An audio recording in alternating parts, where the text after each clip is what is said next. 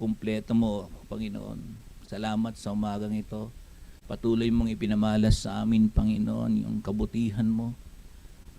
O Diyos, walang maikukumpara sa iyo, Panginoon, sa presensya mo na lagi mo agad na ipinagkakaloob mo sa bawat isa sa amin na tunay, O Diyos, na ano man yung mga nararamdaman namin, O God, ito'y naiibsan. Dahil sa presensya mo, Panginoon, tinutugod mo ang laman ng aming mga puso. Kaya po sa umagang ito patuloy kami, O Diyos, na nagpapakumbaba sa iyong harapan. Muli, O Diyos, na hinihingi namin ang mayamang biyaya at hawag mo sa amin. Na muling buksan mo, O Diyos, yung kalangitan para sa amin, O God. Na tunay na maranasan po muli namin yung paggalaw, O God, ng presensya mo sa bawat isa sa amin. Magkakahiwalay man kami ngayon, Panginoon, pero naniniwala kami ang bawat isa sa amin, O God, na kaya mong katagpuin ang bawat puso namin.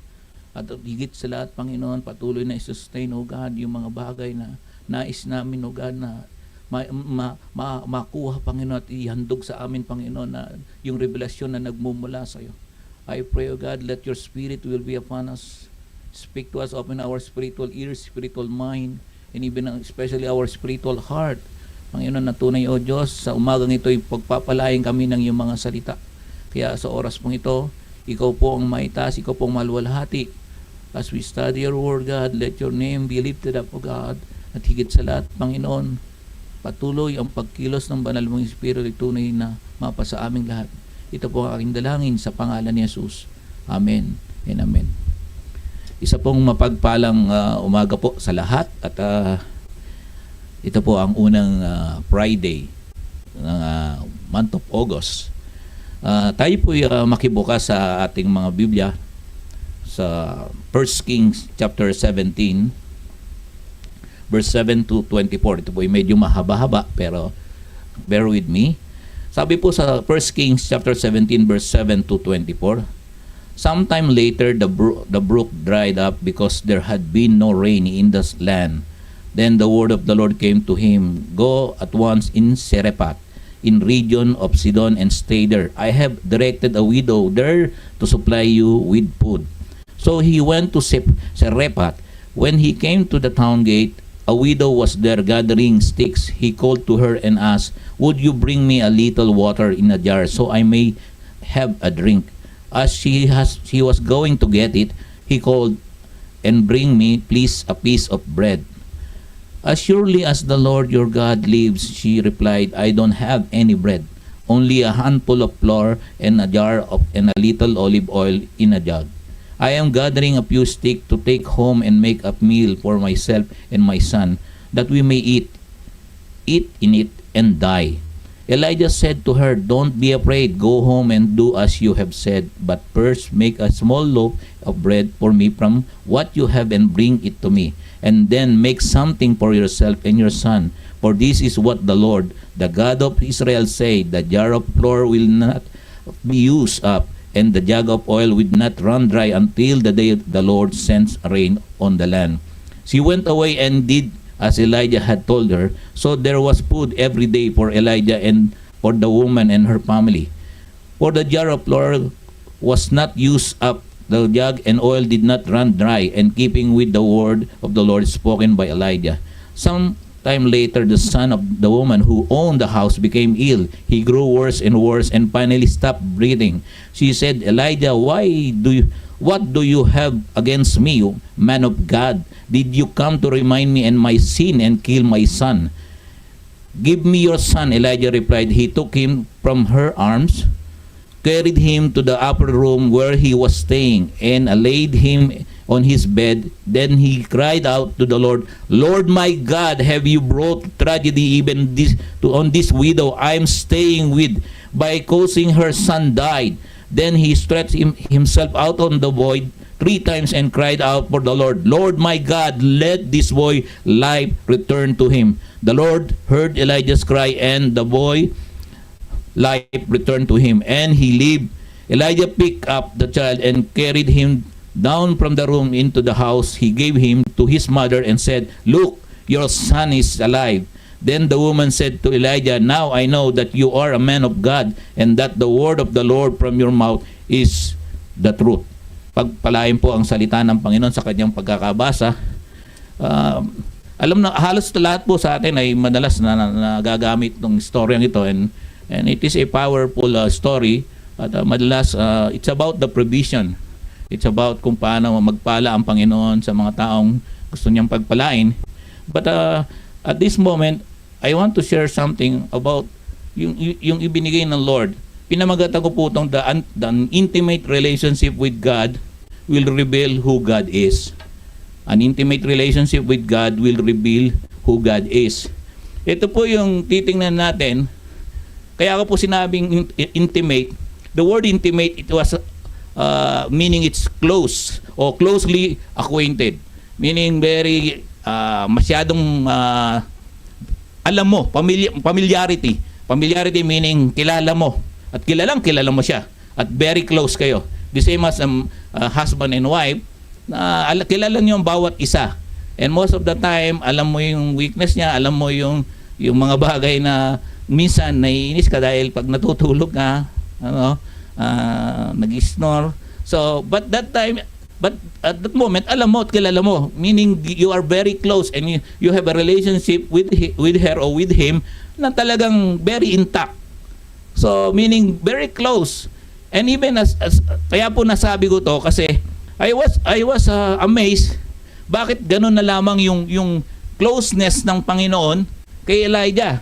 Kasi po kung titingnan nyo sa verse 1, sabi niya, ng chapter 17, sabi niya, Now Elijah the Tishbite from Tishbe, a Gilead said to Ahab, As the Lord, the God of Israel, lives, whom I serve, there will be neither dew nor rain nor next few years except at my word. So kapag nung magsalita siya nito, talagang nangyari. So sabi ko, wow, very close. Ano man ang sabihin ni Elijah ay patuloy na nangyayari. Not only that, nung time na pinadala si Elijah o pinadako ng Panginoon sa isang kuweba, nakita natin na dahil na sa kagutuman o sa ibig sabihin sa dryness, mismo ang Panginoon na nag-provide ng makakain niya, nagpadala siya ng mga raven para patuloy na supply yung pangangailangan. So sabi ko, they are so close kasi kapag nagsasalita si Elijah ay patuloy na nangyayari. And even yung kailangan ni Elijah ay pinagkakaloob ng Diyos. Then hindi lamang po 'yon. It was in 1 Kings chapter 18. Alam po natin ang istorya na when Elijah pray, nakita natin na when he pray, literal na bumaba yung apoy. Nung hamunin niya ang mga propeta ni Baal na under kay Jezebel. So nakita natin na when he pray, talagang nangyayari.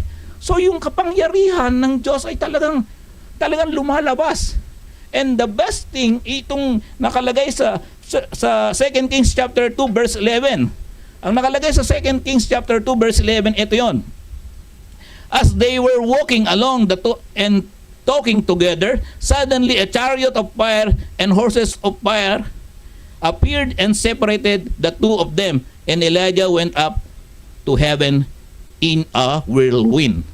Kung titingnan mo natin, kasama niya si Elisha rito, grabe yung closeness nila, grabe yung intimacy o yung intimate relationship nila between God and Elijah, kasi ni kamatayan na hindi niya naranasan.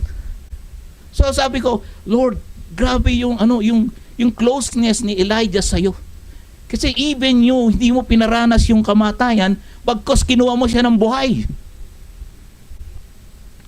Sino po ba ang gusto na hindi na dumanas ng mga bagay na to at kunin na lang tayo ng Lord habang buhay tayo? Actually po ako, one time I prayed. Sabi ko, Lord, possible ba na gano'n ang gawin mo rin sa amin? Because it is the closeness between Elijah and God. Kasi kung titingnan niyo po yung mga bagay na ginagawa ni Elijah, talagang bawat banggit ng kanyang pananalita ay nagkakaroon ng kapangyarihan. At higit sa lahat, kung ano man ang sasabihin niya, it was granted by our God. Alam niyo po, ang sabi sa James chapter 5 verse 17, sabi niya, Elijah was a human being, even as we are. He prayed earnestly that it would not rain, and it did not rain into the land for 3.5 years. So ganun ka-powerful at ganun. Hindi mo magagawa ang bagay na yan kung yung relationship mo sa God ay hindi intimate. Yung intimacy na ang Panginoon ay tunay na very close kayo, dun dumadaloy kasi yung kapangyarihan niya eh.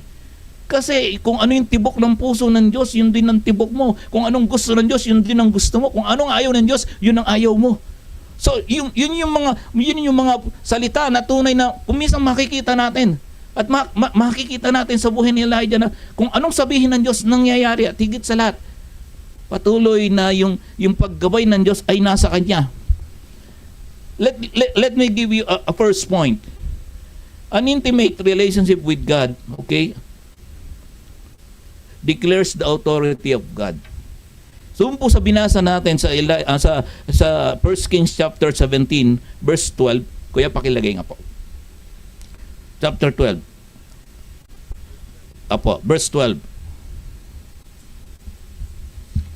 Ang sabi po dito, As surely as the Lord your God lives, she replied, I don't have any bread, only a handful of flour in the jar and a little olive oil in a jug. I am gathering a few sticks to take home and make a meal for myself and son that we may eat, and died. Pero, kung titingnan niyo po, sa verse 2, sinabi na ng Panginoon na merong isang widow na magte-take care kay Elijah. At that point, alam na ni Elijah kung ano yung sitwasyon yung widow kasi nagsabi nga ang widow. But ito ang magandang response ni Elijah. Sabi niya, Elijah said to her, don't be afraid. Go home and do as you have said. But first make a small loaf and bread for me from what you have and bring it to me. And then make a something for yourself and your son. For this is what the Lord, the God of Israel, say. The jar of flour will not be used up, and the jug of oil will not run dry until the day Lord sent rain. So, nung sabihin niya to, ito po ba'y nangyari? Ito'y nangyari. So meaning, when you have an intimate relationship with God, whatever you are saying, or whatever you declare, ay tunay na nangyayari. Tunay na nagkakaroon ng kapangyarihan because of the intimate relationship between God and you. Ano man ang i-declare ng isang tao kapag ito ang relasyon niya sa Diyos ay maayos, ito'y nangyayari because kinakasihan ng Lord ang lahat ng sinasambit mo dahil close kayo ng Panginoon. Ano man yung mga bagay na sasabihin mo, especially kapag nagde-declare ka ng kagalingan, nagde-declare ka ng kapayapaan, ito'y nangyayari. Because there is always power to those servant of God na tunay na maganda ang relasyon sa Diyos. Because they are close to each other at alam niya na yung dinideklara niya ay tunay na tutugunin ng Diyos at magkakaroon ng kapangyarihan at tunay na mangyayari yung gusto ng Diyos. Because this thing ay magdideclare ng kabutihan ng Diyos at magdideclare ng biyaya ng Diyos. The same as He said to the widow woman, sumunod ka lamang, gawin mo ito at hindi ka pagkukulangin. Madalas na po nating sinasambit about yung provision about the widow. Pero hindi natin nakikita yung authority na ibinigay doon kay Elijah. Now which means that every servant of God, kapag ikaw yung relasyon mo sa Diyos ay malalim at ang relasyon mo ay talagang intact sa Panginoon, whatever you will declare upon those people, mangyayari at mangyayari. Dahil ito yung gustong mangyari, maideklara kung anong kapangyarihan meron ang Diyos. And the second is, sabi rito, an intimate relationship with God makes you a vessel of His power.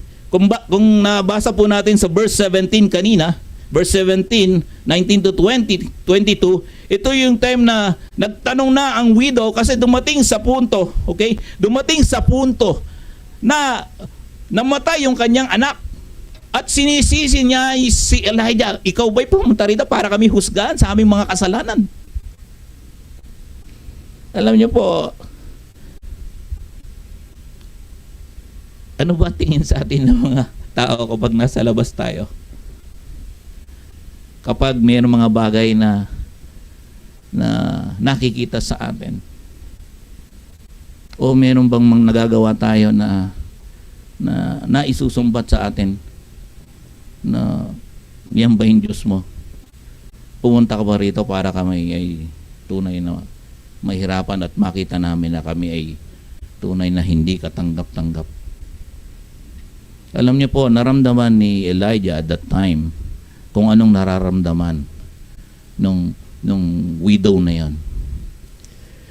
And most of the time, tayo mga kapatid, tayo, when we meet a person na ngayon lang, okay, most of the time we are thinking na these people, anong naisip natin, ano bang kailangan nila, ano ba yung mga bagay na nakikita, wala ba tayong pakialam sa kanila, o wala ba tayong pwedeng gawin sa kanila, especially pag alam natin na may pinagdadaanan sila.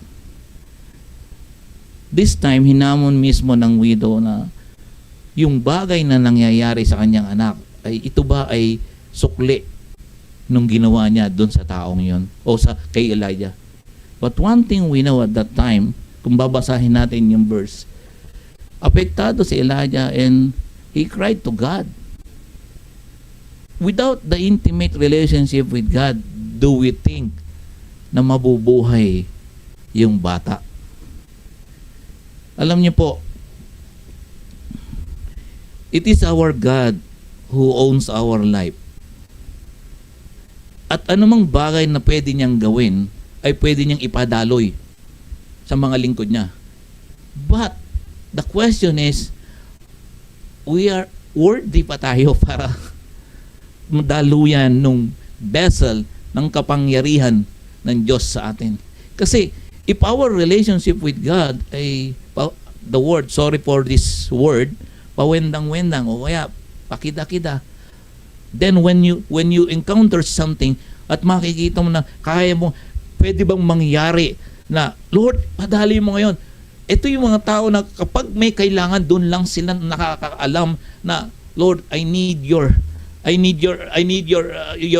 mercy, I need your healing.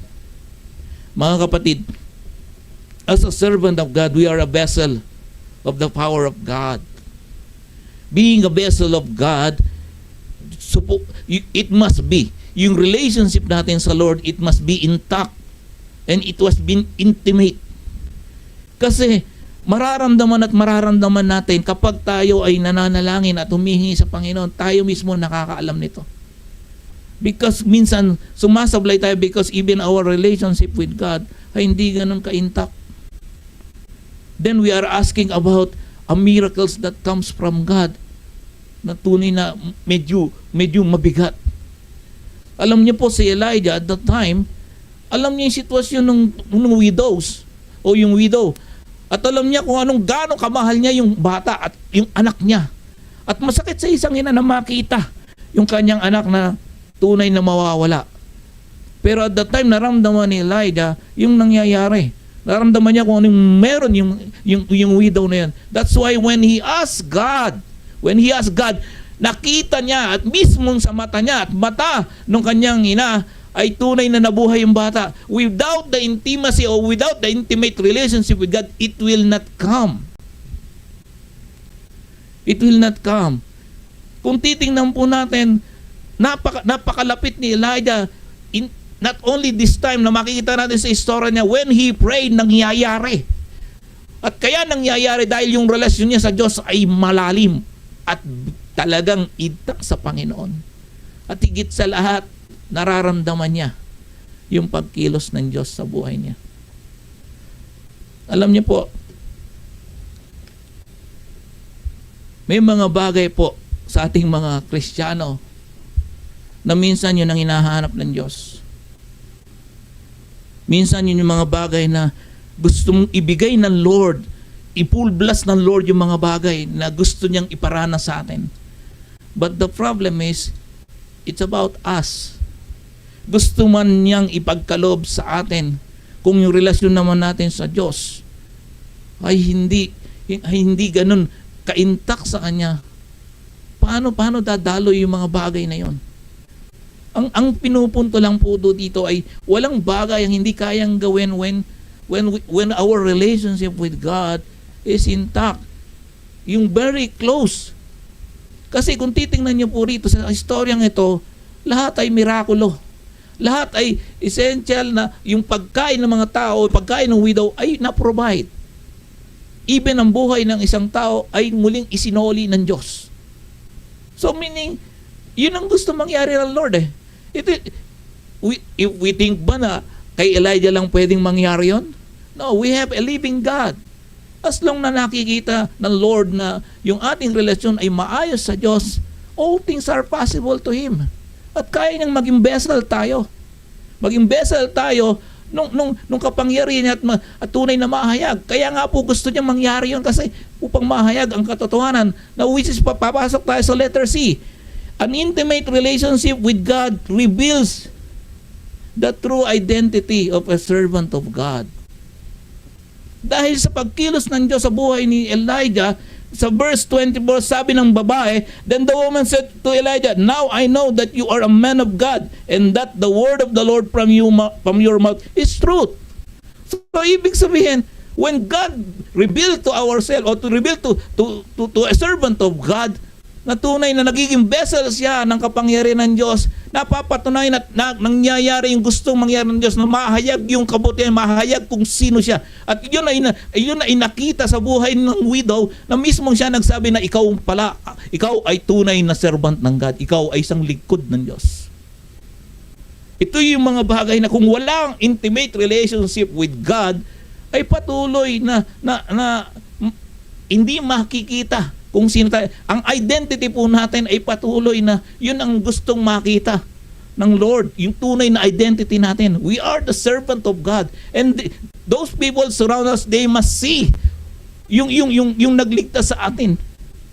Without the intimacy with God, hindi natin maipapakita to. Hindi natin magagawa ito at hindi makikita ito. Kasi